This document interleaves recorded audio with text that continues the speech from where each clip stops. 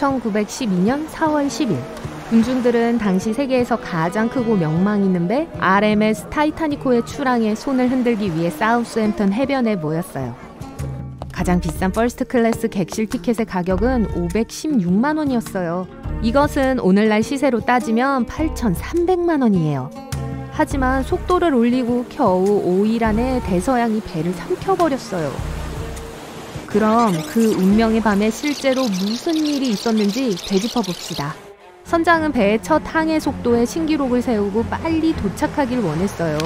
배는 절대 가라앉지 않는다고 여겨졌기에 그는 어두운 북극해로 전속력으로 항해했죠. 30m의 빙산을 발견한 후 선원들은 필사적으로 배를 멀리 돌려서 충돌을 피하려고 했지만 타이타니코는 너무 빨리 항해하고 있었고 빙산이 선체에 거대한 구멍을 내면서 배의 측면을 찢어버렸어요. 계속적으로 찢겨나가진 않았고 파손된 곳이 여러 군데 있었어요. 전체적으로 약 90m에 걸쳐 피해를 입었어요. 하지만 배의 설계자들은 충돌 가능성에 대비했고 완충지대 역할을 하기 위해 배 양쪽에 수밀 구획실이 추가되어 있었어요. 이 칸 중 4개가 뚫려도 배는 여전히 떠 있을 수 있었지만 빙산이 타이타닉의 측면을 찢어버렸기 때문에 6개의 칸에 구멍이 났어요. 칸이 모든 갑판 전체 높이까지 확장되어 있지 않아서 사실 상단이 봉인되어 있지 않았어요. 그래서 4개 이상이 침수되었을 때 물이 칸막이벽 꼭대기까지 넘쳐서 남은 칸들을 채웠고 배가 바다로 가라앉게 되었죠. 얼음 틀에서 물이 넘치는 것과 비교할 수 있어요. 하지만 정면으로 충돌했다면 그래도 침몰했을까요? 선박은 충돌 가능성을 염두에 두고 설계되며 대부분의 배는 뱃머리에 선수 격벽이 있어요. 무엇보다 이건 차의 범퍼나 크럼블존 같은데 직접적인 충격을 견딜 수 있는 안전설비예요. 뱃머리는 충격을 어느 정도 받아들일 수 있는데 일부 전문가들은 만약 정면 충돌했다면 2개에서 4개의 수밀구획만이 물에 잠겼을 거라고 주장합니다. 그래서 이론적으로 타이타니코는 침몰하지 않았을 수도 있고 심지어 훨씬 느린 속도로 마지막 목적지까지 항해할 수 있었을지도 모릅니다. 하지만 충격의 힘은 엄청났을 거예요. 그렇지만 승객들이 그 힘에 부상을 당했더라도 대서양의 차가운 물속으로 강제로 뛰어드는 것보다 다른 배들에 의해 구조되기를 기다리며 배에 머무를 수 있었을 거예요. 하지만 타이타니코의 설계자 중 한 명인 에드워드 윌딩은 그 충격의 힘이 사실 그렇게 강하지 않았을지도 모른다고 주장했어요. 그는 영국 조사단에 많은 사람들이 충돌을 거의 느끼지 못했다며 빙산의 배가 정면으로 부딪혔다면 침몰하지 않았을 거라고 믿었죠. 또 배에는 모든 칸 사이에 원격으로 작동되는 방수문이 설계되어 있었는데 따라서 들이찬 물은 신속하게 처리될 수 있었어요. 타이타니코는 측면 충돌로 인해 6칸이 파괴되었는데 너무 빨리 일어났기 때문에 문을 닫는다고 달라질 건 없었을 거예요. 그 시점에서 구한다는 게 본질적으로 불가능했을 테니까요. 펌프로 물을 퍼내는 속도보다 15배 빠르게 초당 약 7톤의 속도로 물이 쏟아지면서 배에 물이 바로 넘치기 시작했어요. 자, 이 배가 빙산의 정면으로 부딪혔다면 타이타니코가 살아남았을 것처럼 들리지만 이 생각에는 몇 가지 문제점이 있어요. 우선 선수 격벽은 거대한 빙산이 아니라 다른 배와의 충돌에서 살아남기 위해서 설계되었어요. 만약 2배가 충돌한다면 양쪽 모두 격벽에서 충격을 어느 정도 흡수해서 충격이 분산되고 떠 있었을 거예요. 하지만 빙산은 정지해 있으니까 타이타니코가 충돌로 인한 대부분의 힘을 흡수했을 거란 의미죠. 만약 타이타닉이 먼저 뱃머리를 부딪혔다면 당시 항해 속도 때문에 충돌로 인한 충격이 배 선체 전체를 타고 내려갔을 거예요. 46,000톤짜리 배가 약 시속 37km의 속도로 이동하는 걸 상상해보세요.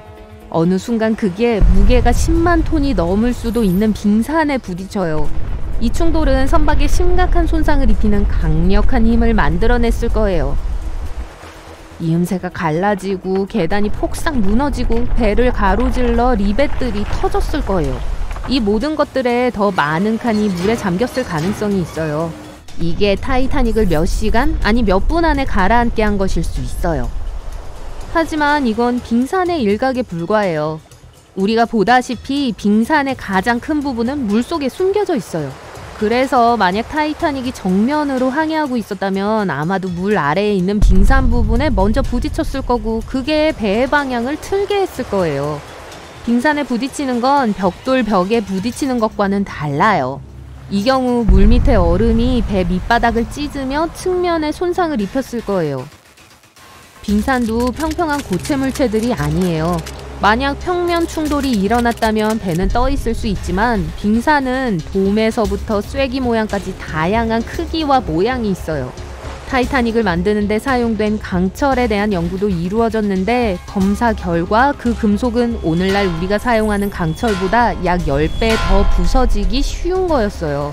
이 배는 저온이 강철에 미치는 영향을 우리가 알아내기 전에 만들어졌어요. 옛날 강철은 결빙 온도에 이르렀을 때 배를 구부러뜨리는 게 아니라 부서지게 했어요. 발견된 타이타닉 선체판 조각을 보면 선체가 충돌해 그냥 산산조각 난 걸 알 수 있어요. 정면 충돌 또한 아주 심하고 갑작스러운 정지를 야기했을 것이기 때문에 배가 침몰하지 않았더라도 여전히 큰 문제가 있었을 거예요. 갑자기 차 브레이크를 밟거나 버스 통로를 걸어가는데 버스가 멈추어서 앞으로 튕겨나갔을 때를 생각해보세요.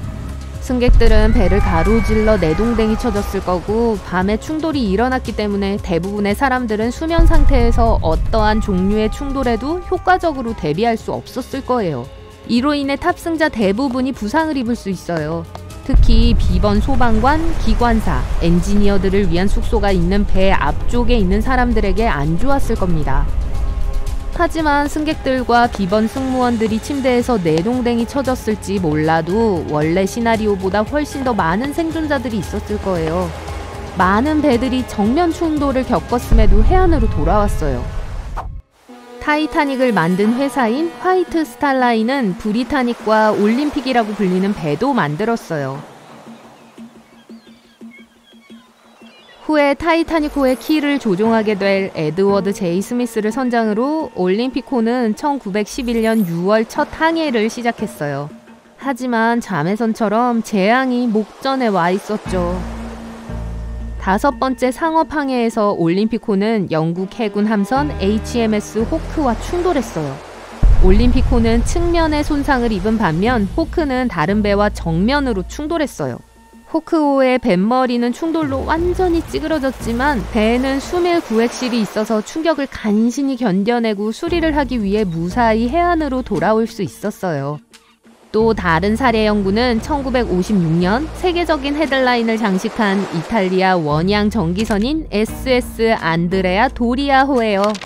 타이타닉호처럼 재난이 닥쳤을 때 안드레아 도리아호는 뉴욕으로 가는 101번째 항해를 하고 있었어요. 7월 20일 배는 160m 스웨덴 여객선 스톡홀름호와 충돌했어요. 스톡홀름호는 배를 정면에서 들이받았지만 안드레아 도리아호의 충돌 지점은 측면이었어요. 스톡홀름호의 앞부분은 완전히 부서졌지만 선체에 충격이 가해졌기 때문에 가까스로 살아남을 수 있었죠. 하지만 안드레아 도리아는 배 측면에 있던 충돌 때문에 안타깝게도 침몰했어요. 그래서 이 사례들은 타이타닉호가 빙산과 정면 충돌했다면 살아남았을지도 모른다는 걸 암시해요. 하지만 타이타닉호가 최고 속도로 충돌한 반면 올림픽호와 안드레아 도리아호는 더 느리게 항해하고 있었다는 걸 기억해야 해요.